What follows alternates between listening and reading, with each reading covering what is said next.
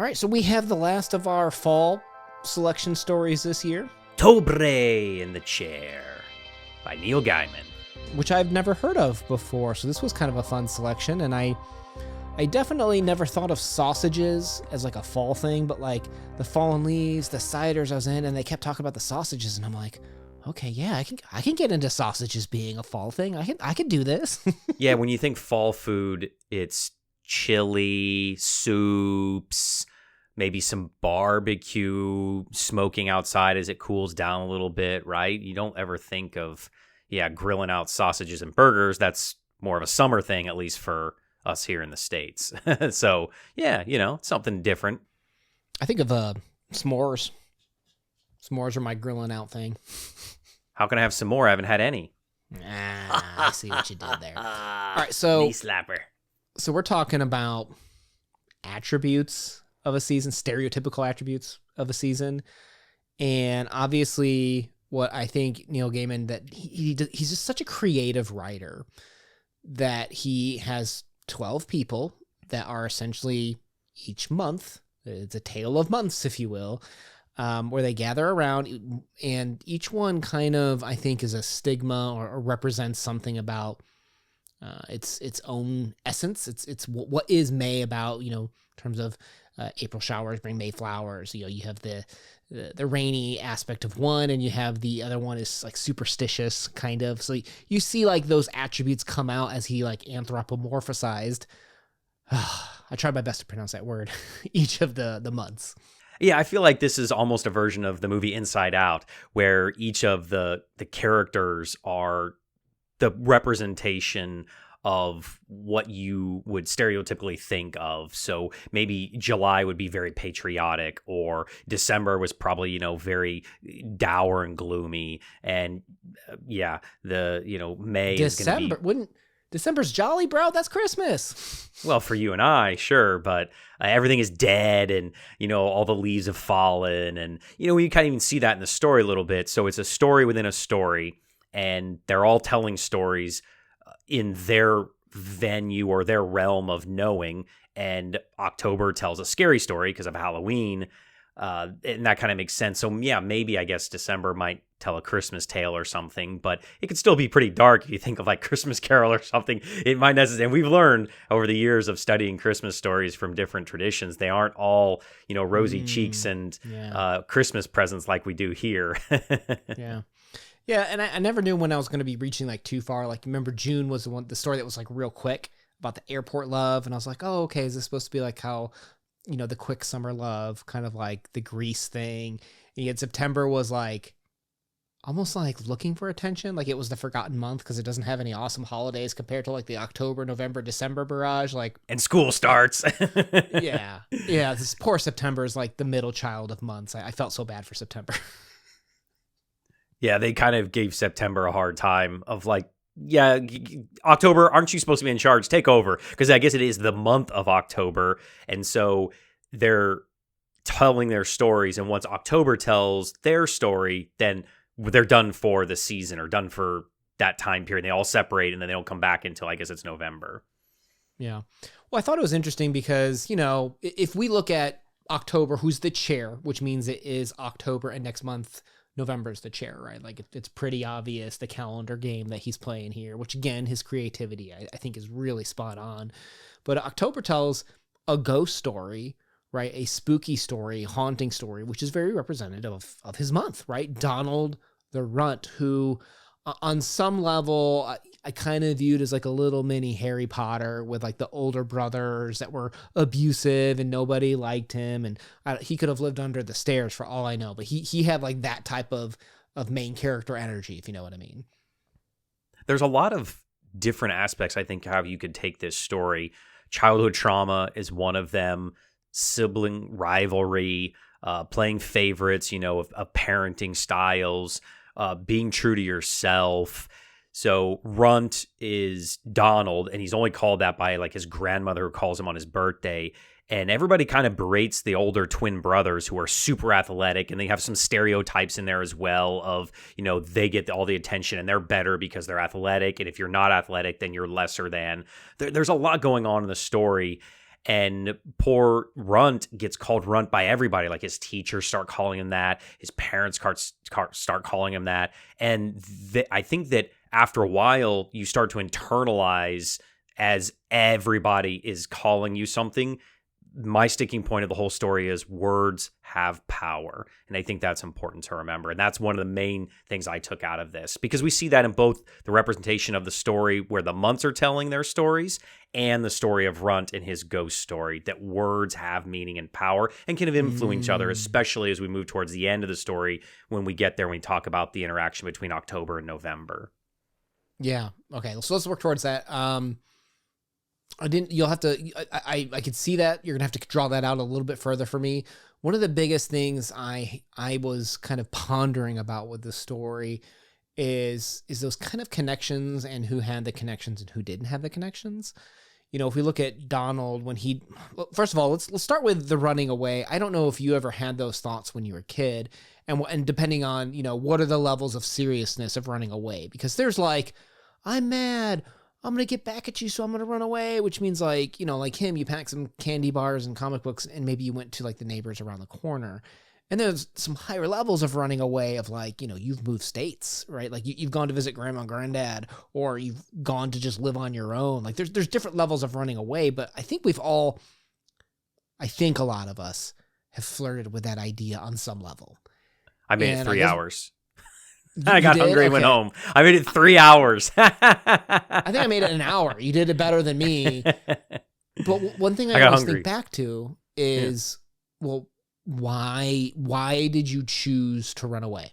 Right. And some of it can be very circumstantial, but I think on some level there's a bigger engine behind the scenes of, I think Donald was, like you said, baby being neglected.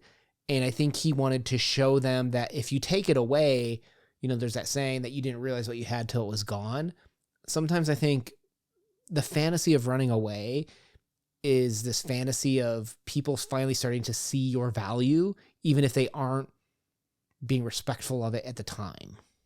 And we see that in the story, and I think that's a very important word that you used. As Donald, the runt, runs away, he gets to a point where he falls asleep and he wakes up and he starts fantasizing, daydreaming, night dreaming about the idea of, they're going to miss me. They're going to send people after, the cops to search for me, and they're going to be so happy when I'm back. And I think it does speak to that he has been neglected. He has some trauma that's been going on, and he feels that this is a way he can strike back against that and get the attention that he's seeking. This is an attention-seeking adventure that he's going on that he feels like will help make his importance known to his family. And that's heartbreaking. It really is. Yeah. On some level, I was almost trying to make the argument of like, can we view this as like Donald trying to be a hero, like a hero's journey where he's going to go out, right? He goes to a foreign land, so he chooses to leave the comfort of his current situation. Another way to say that is he's changing his current circumstance, right? But then what's his dragon that he's slaying? Is it his circumstance? Is it, that epiphany of the value that he brought to people's lives that they never really understood or noticed?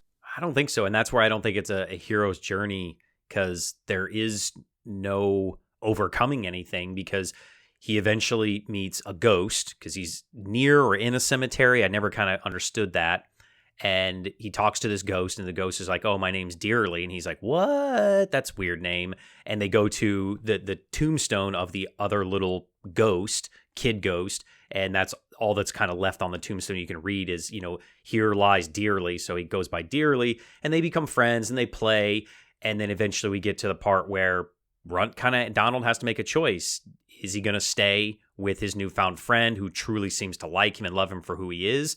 Or is he going to be found and go back to his family? And the story's kind of left open-ended of what choice do you think that he made? So, yeah, I don't know if it is a hero's journey at all. I didn't feel that. He made a connection with that guy, the Dearly ghost, the boy that passed away, obviously. Like, we see his tombstone. It's confirmed in the narrative, right? Like, you had inklings of it all along. But they both agree it was a great day, right? And I guess, what is it that Dearly was giving Donald that he hadn't before? And it was attention, love, maybe affection, right? Yeah. On some level, like something that he hadn't been. So he almost can now make the choice of, do I want to stay here with this, something that I've wanted so dearly? And that was perhaps the reason why he left, was he was trying to drive affection and recognition for what he brought to his family and brothers' lives that they never recognized with him. So to me, it's all about that connection, that family investment that sometimes we neglect and fail to really cherish, per se. You said he dearly needed. That was an unintentional pun. That was funny. I think it is that human connection that obviously it was a ghost and was a human, but it's something that he longed for. And I think that human connection, we all love our family. We want family, but we want friends too. And that's something that's important. And maybe dearly finally saw him for who he truly was. He wasn't Runt. He was his friend. He was Donald. He wasn't what someone else told him he was supposed to be. He got to be him true self. And that is something that he latched onto. And I think it's sad that the happy end of the story is that Donald died. He goes into like the haunted house and doesn't come out and dies, and he gets to be with his friend for all eternity, which is heartbreaking. But is that a bad ending? I mean, obviously a child dying is terrible, but he gets to have happiness at the same time. It's quite a conundrum. Well, it's worth pointing out that I can't imagine. I mean, there's going to be someone that doesn't come to that conclusion, but it's heavily implied. Like, it's never confirmed what happens, because, all right, so the boy, when he died, it was his mother passed away from some sickness. There's no one to care for him. Maybe he had no connection. So following that theme, that's why he died too. And it's always like, this boy was so afraid of the houses, if you remember that. Like, I always thought that was a little bit weird. Like, it's almost like if he went into a home, he was afraid that, would he find he wouldn't belong there too? Right? Like, the trauma of not belonging at home is what really was driving Donald's fear to not want to go into the home until the very end. Like you said, it's dark, smells like, did they say it smelled like death? It was something that very clearly implied that if he went into that home, he too would die. And then it just stops, right? And I think that's an important note is we, the reader, have to choose what happens to Donald, because how does he seek happiness from here? He had the connection with the boy. Would the boy even still be there during death? Should he return home and find out that his parents had changed their mind?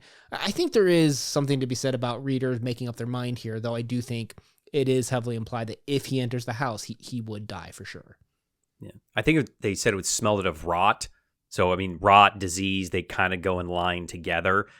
If you didn't come to that conclusion, I wonder if the person, and you comment down below, did they go more the hero journeys route? Because a lot of times in the back of my mind, because I wanted to go that same way as you, of, is this almost like the never-ending story? You know, Sebastian is eating the apple, and he's like, oh, I can't eat too much, and I'm going on this adventure with Atreyu and everything. And that kind of happens to Donald. He's eating his candy. He's like, oh, I can't eat too much of my candy bar. I'm almost out of my water. And he's going on this adventure. And then it's kind of left to the end of your imagination, and you get to wish what happens. So I kind of had that in the back of my mind the whole time I was reading this, of kind of the never-ending story theory of going on adventure and living vicariously through someone else. And maybe that's what Donald is kind of doing. And now that he's seen he can have it, he wants it. But I definitely went the route that he went in the house to finally achieve some semblance of happiness that he'd never experienced in his life, even if it was at the detriment to himself. And that's something else that happens that I kind of talked about earlier, is I think that we will sacrifice ourselves if we want to have happiness, because we don't care. Happiness is important to people. You're going to make me relive the death of Artax from that story. That was traumatic as a kid. A swamp of sadness. That's right. There was some rot right there. Oh, so sad. And you're going to make me relive that. All right, let's jump out to the frame narrative here, back to the months, because you brought up earlier in our discussion, I think there's a significant exchange between October and November. I wrote it down here just so I can read it. And I'm curious if you had a concrete takeaway from this. But basically November is telling October, dude, your stories are too dark. And that's when October replies, I don't think so. It's just that your nights are longer and you aren't as warm. What does that mean? That was tough. I knew you were going to ask this because it's probably the most significant quote of the entire story. I think he's just telling them we're different and we see things differently. I have a certain perspective, and I think that I view death one way. And there is that old phrase that you can't have light without dark and dark without light. You have life and death, death and life. And I think that's how October sees things. Maybe not so plainly, where November is more matter of fact. There's less gray in his life. He sees things very, everything's black and white, and yours are always so dark. And he's like, no, you see it as a bad thing, but you don't look at it from the other perspective that this could be a good thing for Runt, for Donald. Yeah, because let's say the dark version is true. And let's say, hey, November, your nights are colder, shorter, or longer, et cetera, et cetera. We are who we are, right? And if we take that lesson of sometimes people don't change and apply it to Donald, it's like, well, you ran away. What happens if you go back and your family still doesn't care and they still neglect you? Your running away didn't achieve what you think it's going to achieve, because sometimes people don't change. Yeah. I also think about, two things is at the end, October and November, they like touch hands, like maybe they embrace some way. And maybe that is a way of them saying, you know what? Maybe that's a way of November evolving, saying, wow, you could be right, and looking at someone else's perspective. I also think that the reason for me that I thought that November was looking kind of not down upon, but just questioning why October told his story the way he did, or why he tells these type of stories. Do you think that November's stories are always about family? When family come together, it's happiness, right? Thanksgiving might be the main theme of November. So he's always thinking there's love and joy. Families are coming together and they're eating these food and they're nourishing their bodies. They're nourishing their spirits and their souls. It should be a happy, joyful time. And you're talking about the, death of children. Like, that's awful, dude. Is that what kind of you thought maybe it hinted at? It could be literally, but it could also be, and again, this is a little bit of a stronger push. So I understand that, but like, if you look at November and December, if we're taking the stereotypes, those are about family. Not everybody has a great family, right? Not everybody has the best time coming together with others. In terms of the theme of you are who you are, October is, to me, more about individualism. You get to express your fantasies, express your dressing up through Halloween. You get to be yourself without worried about what your family or other people think who you should be, which is a bigger pressure in November and December. Oh, I didn't even think about that. That's true. Dang. Well, then let's change November to Veterans Day.